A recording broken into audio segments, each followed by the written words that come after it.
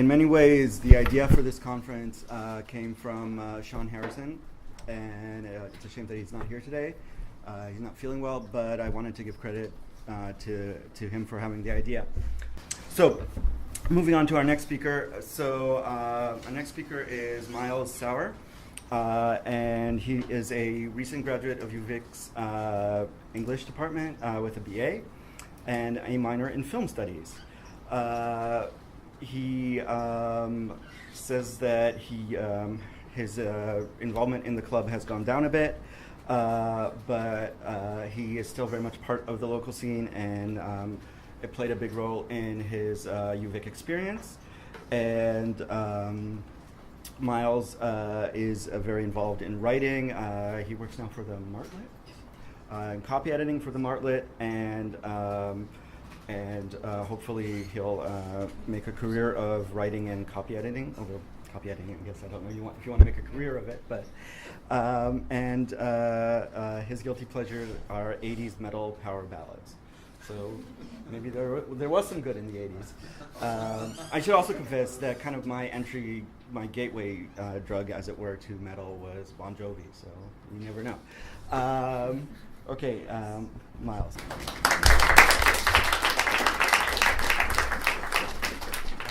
So I should preface this. I am a bit of a bag of nerves right now. I haven't really eaten anything since this afternoon, and I was on a frantic whirlwind adventure trying to wrangle some last minute things up for this conference, so I'll get through this.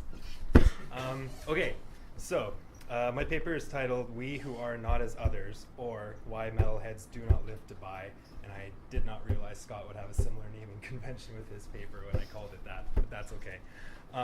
So when I had originally written this paper, I was enrolled in a motorcycles and literature class with Dr. Massaudin in the English department, where we took a cultural studies approach to motorcycle texts, books about motorcycles, books written by motorcycle riders and motorcycles themselves.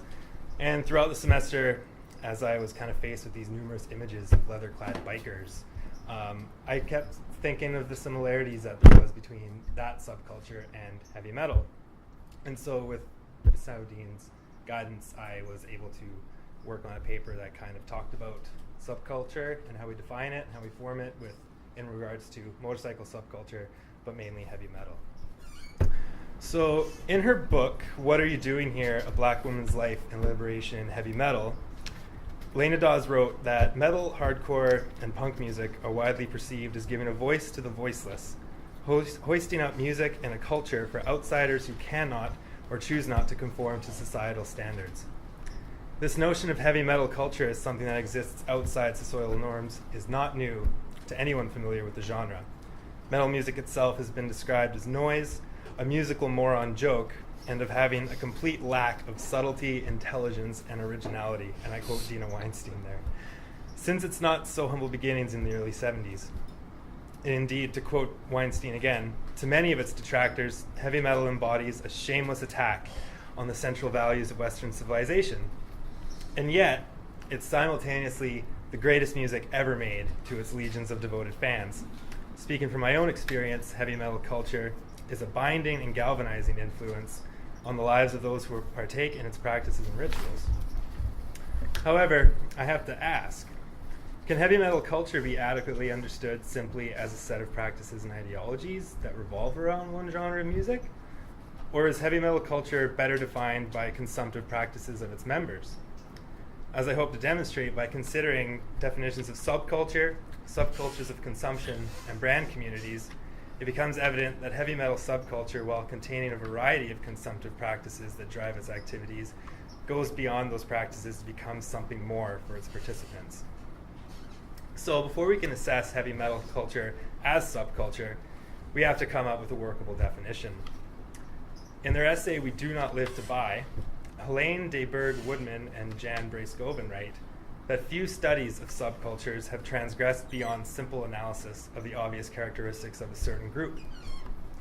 While these obvious characteristics are useful to a certain extent, such analysis tells one little about why these constructs exist, or what it is about the participants they represent. Rather, we can argue that subcultures develop from a sustained cultural heritage. As well, We may point to a historical trend within sociological study to mark subcultures as deviant cultures. Some studies are cited as presenting subculture as a miniature society capable of undermining the cohesive social whole. In many instances, subculture is relegated to a lower status, existing only as an illness or an affront to the normative dominant culture.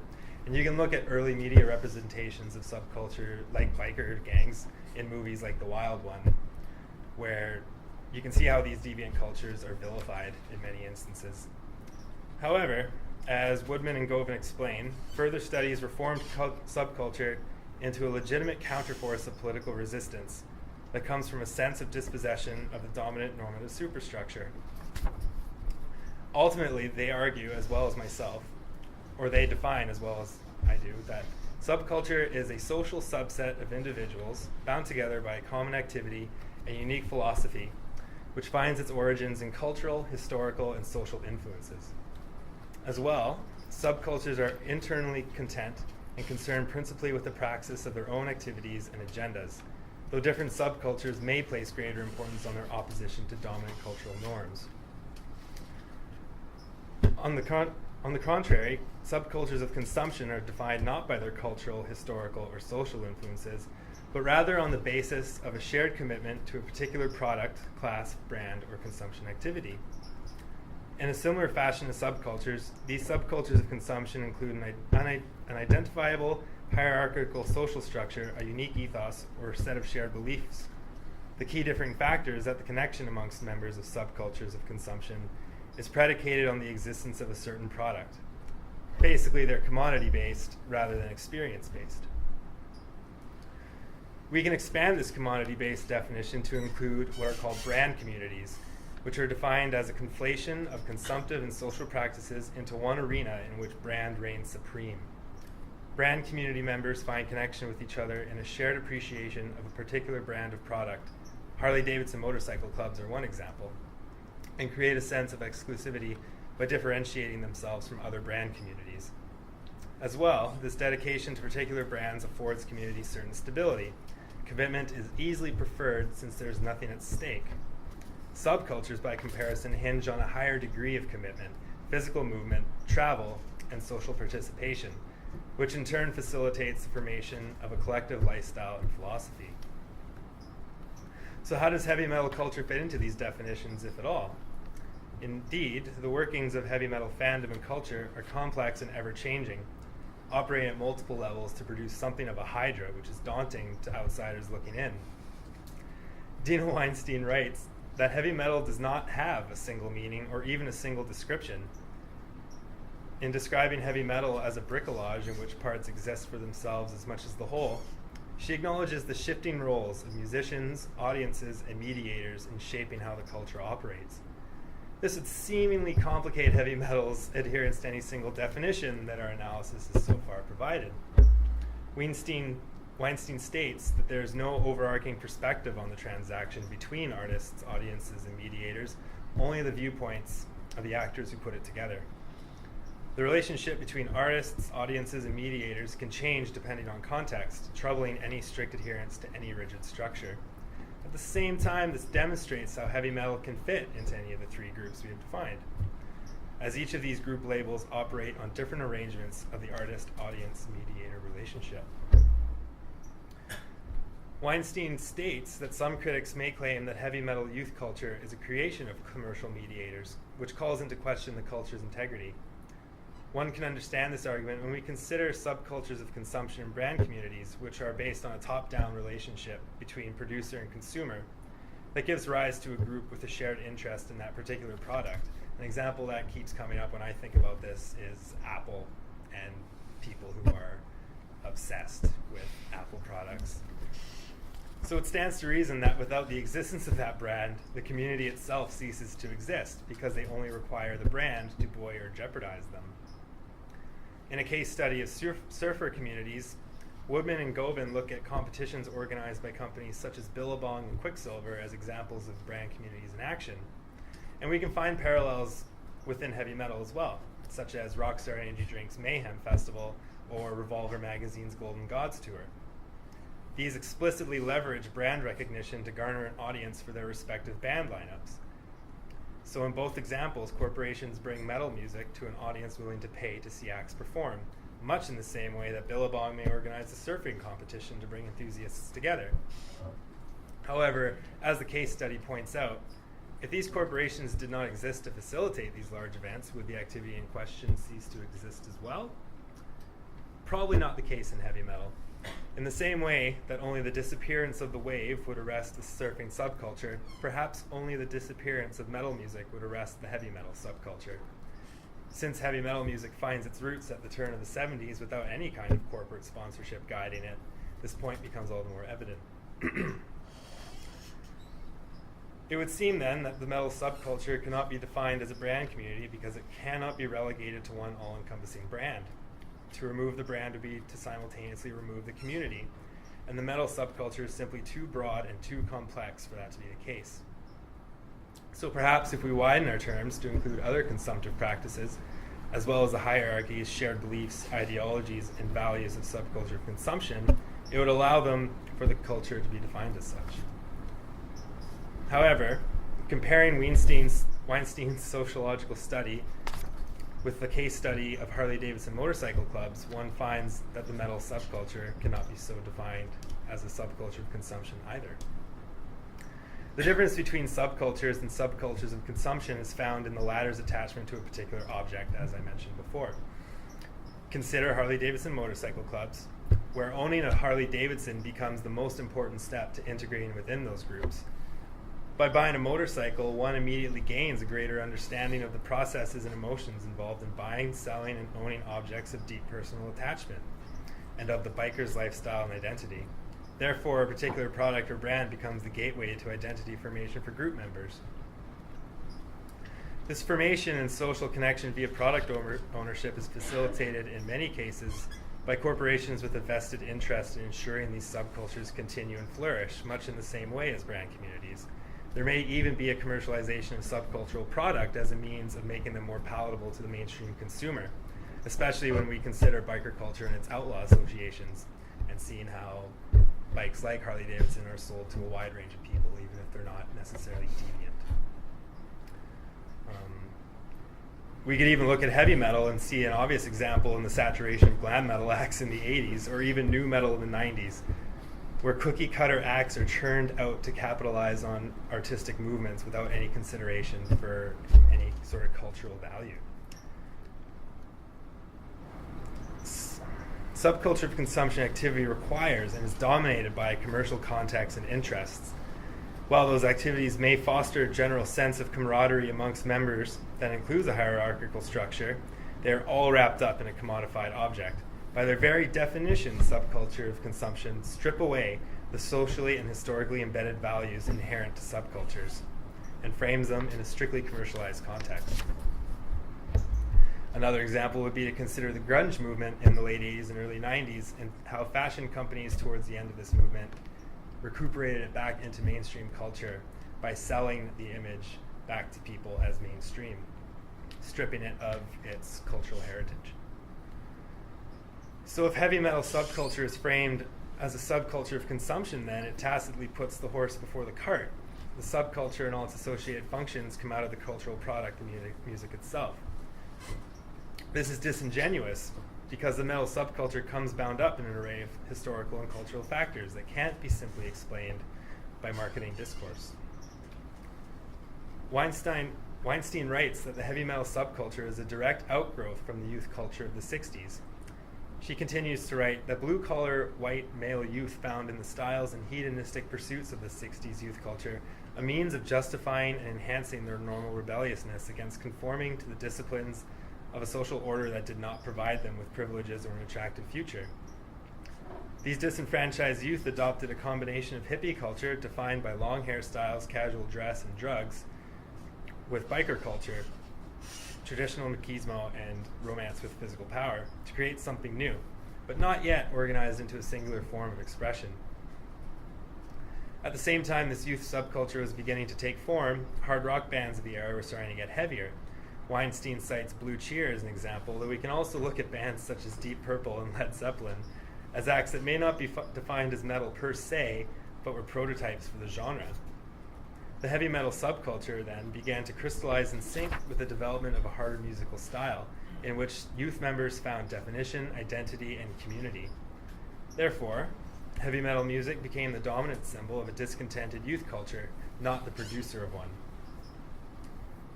As Weinstein writes, there could have been no heavy metal music if there had been no incipient subculture ready to guide and embrace it.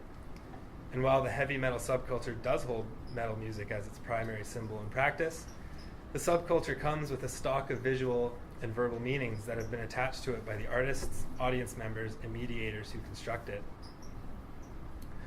Whereas subcultures of consumption and brand communities embrace or even exist within societal norms, the metal subculture instead acts as an escape from those norms. Returning to Lena Dawes, one sees how this escape can be in many instances euphoric or rejuvenating.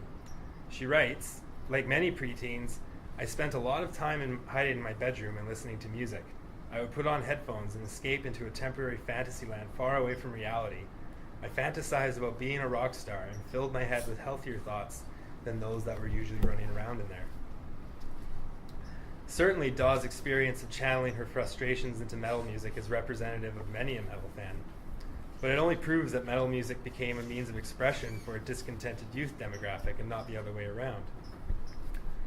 Now, as an aside, it was brought up after I originally wrote this paper that if heavy metal music was originally an expression of a culture from a specific time, why does it persist now, some 40 years later?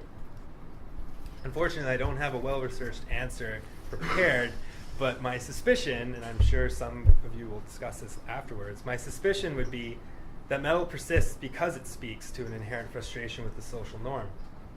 Rebellion against the society that has ostracized you is an experience that is not exclusive to the hippies and bikers of the 60s and 70s.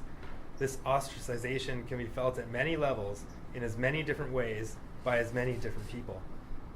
And so, heavy metal has persisted because the fuel that is required for it to do so, i.e. frustrated young folks, has never been in short supply. This answer, of course, is simplistic and barely scratches the surface, but I'll leave a more thorough answer for another time. All of this is not to say that the metal subculture does not take part in any of its own consumptive practices. Woodman and Govan say that subcultural groups do consume in a focused way, which is governed by lifestyle and personal factors rather than product elements. For example, Andy Brown argues the importance of the metal t-shirt as both a commercial commodity and an item high in subcultural value. To illustrate this importance, Brown offers a common account of metal fans that state that their initial discovery of metal music came around the same time as their desire to adopt the dress style, which then acts as a marker of identity to others. Brown concludes his essay by stating that participation in metal youth culture is socially facilitated but also experienced via the consumption of commercially produced commodities such as the band t-shirt. And as I was thinking about this today, I remembered an experience with a coworker where he commented on my Judas Priest t-shirt and said, "That's really cool, where can I get that?" And I said, "Well, you can get it at a rock show or at a store." And he said, "Okay, well, I don't listen to those bands though." And I said, "Well, you shouldn't wear the shirt, because as I think we can all agree, there's a certain element of poserism there. If you're wearing a cool Judas Priest shirt, but you don't listen to Judas Priest." It's kind of like, has anybody seen the picture of Myles Sauer wearing Iron Maiden t-shirts? They're out there. It's bad. So another issue brought to my attention prior to this talk was that if heavy metal subculture does indeed reject the brand-focused practice of brand communities or subcultures of consumption, how do we reconcile that with buying albums or merchandise? Andy Brown's point of how these products come with high cultural value probably answers that. But another question is, do bands not then become brands in their own way? Something to be leveraged by mediators to sell to a willing audience? And I wrote here in big bold letters to improvise on this point, but I'm not too comfortable doing that right now, but I pose the question to you. So to conclude, while heavy metal subculture functions in many ways through consumptive practices, such as through the purchase of metal t-shirts or corporate-sponsored music festivals, it remains evident that these are merely the products of an already existing youth subculture which found means for expression in the symphonic cacophony of metal music. While I may not always wear a metal shirt, though I am now in my day-to-day routine, and may not make a point of traveling to festivals to see bands perform, I find solidarity in the ideas and philosophies and identify with other metal fans via our shared interest in heavy metal music. In that sense, metal music provides a means for the formation of my own identity that goes beyond a narrow appreciation of one particular brand, means that allow for some expression outside of or against cultural and societal norms. As Max Cavalera of Sepultura once wrote, "We who are not as others." And if metal has any creed as a subculture, it is within that very distinction. We have time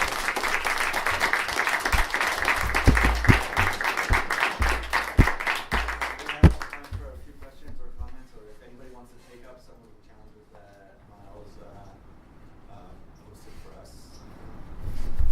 Anybody?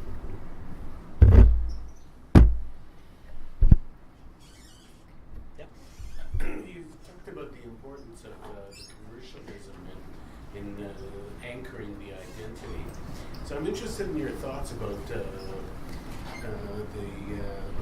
role that was played in the past by having the music packaged in long play albums that typically were an item that you bought, that were decoration to your room, that often included a poster that would become a cornerstone of your bedroom's decor.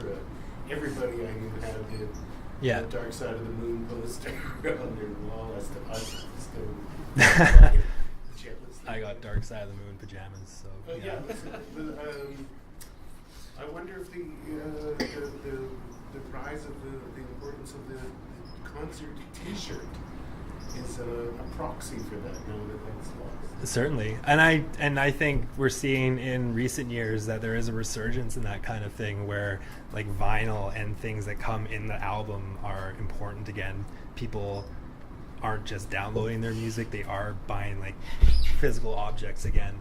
And some people never stopped. I didn't stop. I still buy CDs almost exclusively, but yeah, I'm not sure. But I think it is kind of bound up with T-shirts as well. It's people want to own something that demonstrates what they're into, I think, if that makes sense. Yeah. Questions of the people. I mean, it seems to me that there might be not differences in strict kind, but a degree in these things. But I like the litmus test about whether if the consumptive practice went away, would the participation go away or not. And it seems to be a good test. It also seems revealing to go to the album case and what you buy. That metal, at least when I was growing up, was interested in those kinds of posters and stuff, though it wasn't as much of a fetish as, say, other kinds of music, like especially a lot of indie music is really fetishized for like getting, blue vinyl this, or like which copy of this, and there's a lot of game-oriented purchasing in that kind of music, I find. Whereas the metalheads I knew, they liked posters and liked T-shirts and stuff, but didn't really care about that consumer aspect. If they could just tape a copy of their friend's copy of a Sabbath album, that was good. It wasn't the same kind of collector fetish that I saw in other genres. There's a bit more maybe of a do-it-yourself element, for sure. Like I see one Dead Best, see Casey's, of course. Like maybe more so in other genres with heavy metal, there's more of a make-it-yourself kind of thing. I'm not sure if that is on your point or not. I think it's that and something that's a focus on the music. Not totally, it's not super pure, but in somewhat a more authentic way than other kinds of genres that seem more keyed into the process of collecting and buying, the albums rather than the music on the albums. Yeah. Yeah, great. It seems to be kind of a paradox in some ways, right? You're still consuming a product or something, which is almost paradoxical in the fact that you talked about metal music kind of being a rejection of consumer cultures in a lot of ways. It's just kind of something outside of that to get away from that kind of subculture and whatnot. So on one hand, it almost seems like a paradox for people to be consuming objects again. All my patches or whatever, records that aren't too popular on that.